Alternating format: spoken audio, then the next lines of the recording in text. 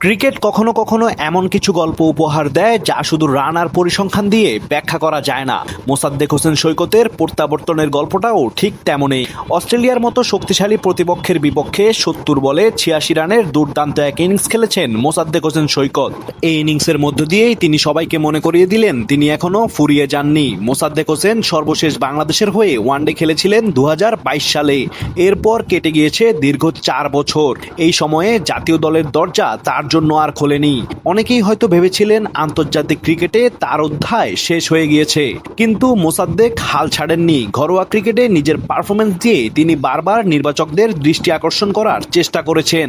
BPL ২০২৪-২৫ মৌসুমে ৪৮৭ run ও ৩০ wicket নিয়েছিলেন অন্যতম সেরা পারফর্মার।